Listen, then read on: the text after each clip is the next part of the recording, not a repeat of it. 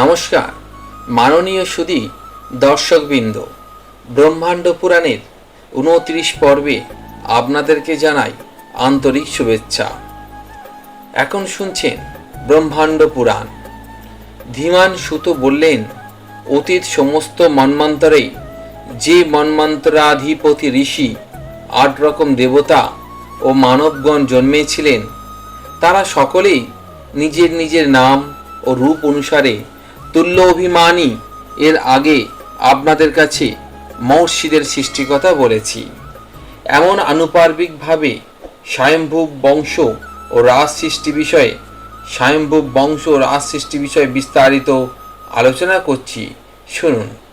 স্বয়ম্ভুব মনুর 10টি পুত্র ছিলেন। এরা প্রত্যেকেই ছিলেন তার নিজের অনুরূপ। তারা এই সপ্তদ্বীপময়ী নগরাকান্না সাগর ও আকার পরিবৃতা পৃথিবীকে একটি বর্ষে বিভক্ত করে পালন করতেন।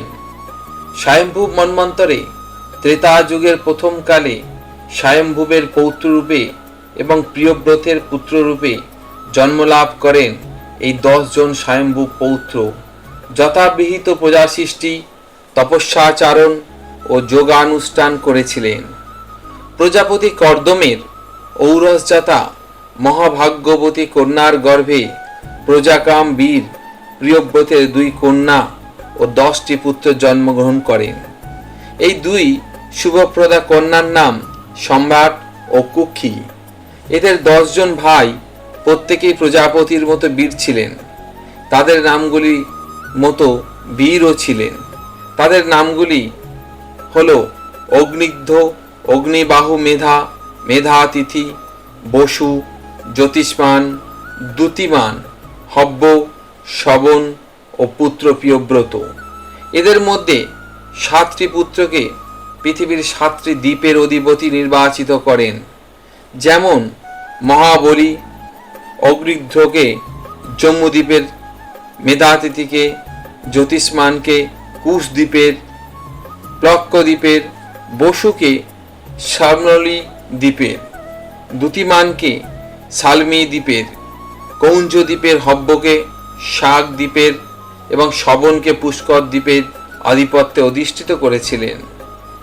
প্রিয়ব্রতের পুত্রদের মধ্যে পুষ্কর দ্বীপের অধিপতি শবনের মহাতীত ও ধাতকী নামে 2 জন শ্রেষ্ঠ পুত্র জন্মেছিলেন। এদের দুজনের নামানুসারে মহাধীত ও ধাতকী খণ্ড নামে বর্ষ প্রসিদ্ধ লাভ করেছে। শাক দ্বীপের অধিপতি হব্যের ঔরসে 7টি পুত্রের জন্ম হয়েছিল। তারা হলেন জলজ, কুমার, সুকুমার, মণিচক, কুসুমোদ্ভব, মোদক ও মহাদ্রুম।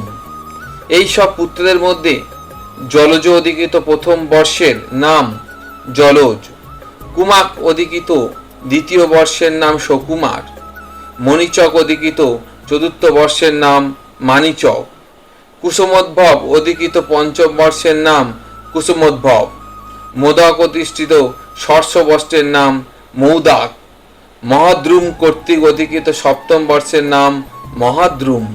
এভাবেই হব্যের 7ম পুত্রের নামানুসারে 7টি বর্ষের 7টি নাম নির্ধারিত হয়েছে। কৌঞ্জ দ্বীপের দ্বীপেশ্বর দ্যুতিমানের 7টি পুত্র জন্মগ্রহণ করেন। তারা হলেন কুশল, মনোনুক, উষ্ণ, পাবন, অন্ধকারক, মুনি ও দুন্ধুবি। এদের নিজেদের নিজের নামানুসারে কৌঞ্চ দ্বীপের মঙ্গলময় বর্ষসমূহ বিভক্ত হয়েছে।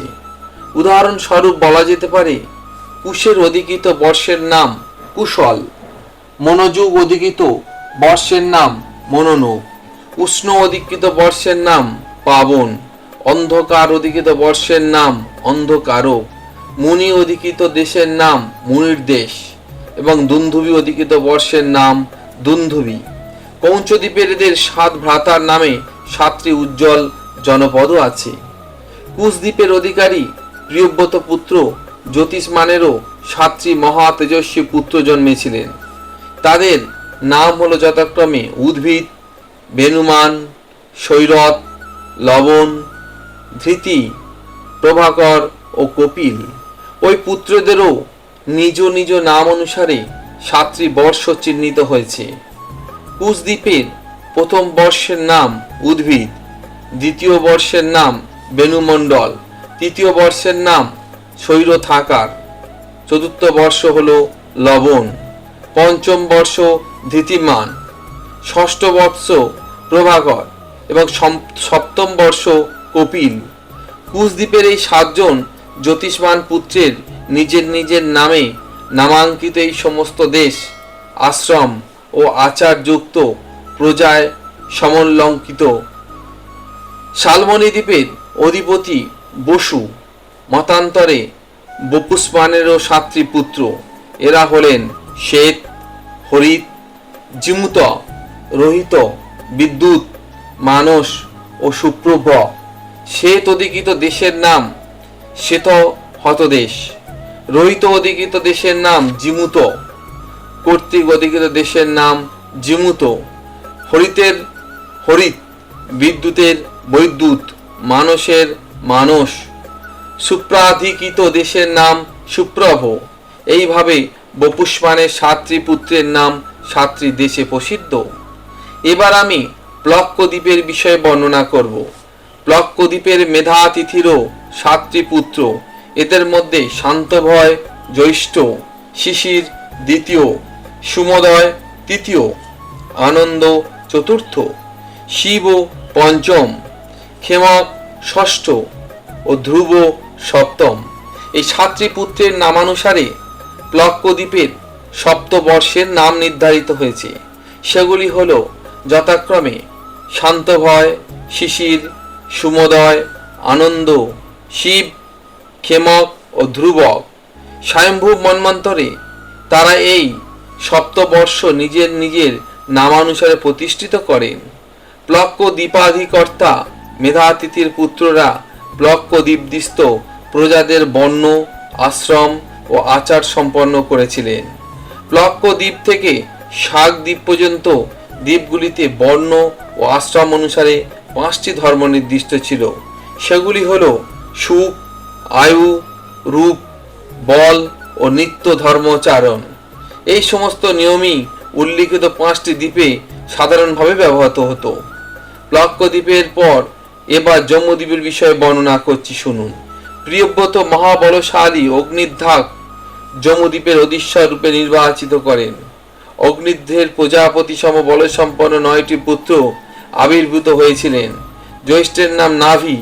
তারপর ক্রমানুসারে তারা অনুজদের নামগুলি হল কিংপুরুষ, হরিতবর্ষ, ইলাবৃত, রম্য, হিরব্মান, কুরু, ভদ্রাস্য এবং কেতুমাল। পিতা অগ্নিধ্ব এই 9 পুত্রকে 9টি দেশের অধিকার প্রদান করেছিলেন। সেই অনুযায়ী হিম নামক দক্ষিণ বর্ষ লাভ করেছিলেন নাভি। হেমকূট নামে যে বর্ষ সেটা পেয়েছিলেন কিংপুরুষ বা কিমপুরুষ। নিষদ বর্ষের অধিকতা হলেন হরিতবর্ষ। সুমেরুর মধ্যে যে বর্ষ ছিল তা পেলেন ইলাবৃত। রম্য লাভ করলেন নীল নামক বর্ষের দায়ভার। হিরোদমান ছিলেন শ্বেত নামের উত্তর বর্ষের অধিকার। কুরু, ভদ্রাস্য, কেতুমাল যথাক্রমে লাভ করেছিলেন সিংহবানের উত্তরাশ্রিত বর্জ্য, মাল্যবান বর্জ্য এবং গন্ধমাদন নামক বর্ষের যাবতীয় অধিকার। এভাবেই মহাত্মা অগ্নিধ্ব বৃহৎ 9টি বর্ষকে ভাগ করে তার নিজ পুত্রের অভিষিক্ত করলেন এবং তারপর নিজে তপস্যাচরণের জন্য বনে প্রস্থান করলেন। এভাবেই স্বয়ম্ভুবদের পুত্র এবং প্রিয়ব্রতের পুত্রদের মধ্যে 7 জন উত্তম দ্বীপে অধিষ্ঠিত হলেন। কিমপুরুষাদির যে 8টি মঙ্গলকর বর্ষের কথা বলা হয়েছে, সেই সব ক্ষেত্রে স্বাভাবিক ও সুখজনকভাবে এবং অনায়াসে সিদ্ধিলাভ হয়ে থাকে।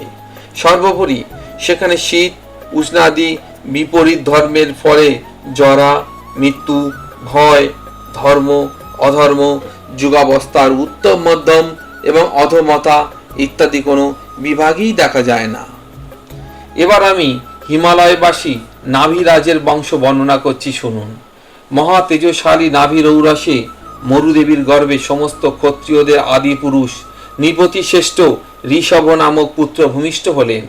ঋষভের বীর্য হতে জন্ম নিলেন বীর ভরত। মহারাজ ঋষভ তার তার জ্যৈষ্ঠ পুত্র ভরতকে দক্ষিণ দিকে হিম নামক বর্ষে অভিষিক্ত করে নিজের প্রবর্যা নিলেন। বলা হয় এই ভরতের নামানুসারী পণ্ডিতরা সেই ভূমিখণ্ডের নাম দিয়েছিলেন ভারতবর্ষ। ভরতের পুত্র হলেন সুমতি। তিনি অত্যন্ত বিদ্বান ও ধর্মপরায়ণ ছিলেন। পিতার পদাঙ্ক অনুসরণ করে ভরত তার সুপুত্র সুমতির হাতে রাজ্যভার অর্পণ করে বনবাসী হয়ে যান। যথাকালে সুমতিরও তৈজস নামে এক পুত্র জন্মালেন। ইনি ছিলেন প্রজাপালক ও শত্রুনাশক। তৈজসের পুত্র ইন্দ্রদুম্ন বিদ্বান বলে খ্যাত ছিলেন। ইন্দ্রদুম্নের পুত্রের নাম পরমেষ্টি। পরমেষ্টির জন্ম প্রতিহার বংশ, তাই তাকে প্রতিহর্তা বলে সম্বোধন করা হয়। ধীমান প্রতিহর্তার পুত্রের নাম উষ্ণেতা। পুত্র ভব, ভবের পুত্র উদগীত এবং তার পুত্রের নাম প্রাপারী। ধীমান পরিহর্তার পুত্রের নাম উন্নেতা। এরপর বংশ পরম্পরায় একের পর এক প্রাপ্তারীর পুত্র বিভু, বিভুর পুত্র পৃথু, পৃথুর পুত্র নক্ত এবং নক্তের পুত্র গয় জন্মগ্রহণ করেন। মহারাজা ধীরাজ গয়ের পুত্রের নাম নয়, নয়ের পুত্র বিরাট। এই বিরাট রাজার ধীমান নামে এক মহাবীর্যশালী পুত্র হয়। ধীমানের পুত্রের নাম মহান, মহানের পুত্রের নাম ভৌমন, ভৌমানের পুত্র ত্রষ্টা, ত্রষ্টার পুত্র বিরজা, বিরজার পুত্র রজ এবং রজর পুত্র শতজিৎ। এই এত সব রাজার মধ্যে একমাত্র শতজিতের 100 পুত্র হয়েছিল। তার পুত্রেরা সকলেই রাজ্য পালন করতেন। ওই সব শতপুত্রের মধ্যে জ্যেষ্ঠ ছিলেন বিশ্বজ্যোতি। এরা সকলেই নিজের নিজের বংশ ও বিস্তার করে পূর্বকালে এবং ভারতবর্ষকে 7টি খণ্ডে বিভক্ত করেছিলেন। তাদেরই বংশধররাই একাদিক্রমে সত্য, ত্রেতা, দাপর প্রভৃতি যুগকাল ধরে এই ভারত ভূমিকে শাসন করে গেছেন।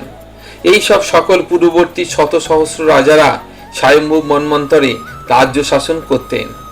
অতঃপর যুগাবসান ঘটলে তারাও অন্তর্হিত হয়ে যান। যে স্বয়ম্ভূ বংশের দ্বারা ঋষি, দেবতা, পিতৃ, গন্ধর্ব, রাক্ষস, যক্ষ, ভূত, পিশাচ, মনুষ্য, মৃগ ও পক্ষী প্রভৃতিতে এই জগৎ পরিবৃত হয়েছে, সেই স্বয়ম্ভূ বংশের বর্ণনাই এতক্ষণ করা হলো। এই মহিতলে তাদের এই সৃষ্টি আজও প্রত্যেক যুগের সাথে সাথে বিবর্তিত হয়ে চলেছে। নমস্কার মাননীয় সুধী দর্শকবৃন্দ, এতক্ষণ আপনারা শুনলেন ব্রহ্মাণ্ড পুরাণের 29তম পর্ব। আপনাদের সাথে দেখা হবে আবার আগামী পর্বে। ততক্ষণ আপনারা ভালো থাকবেন, সুস্থ থাকবেন ও নিজেদের খেয়াল রাখবেন। নমস্কার।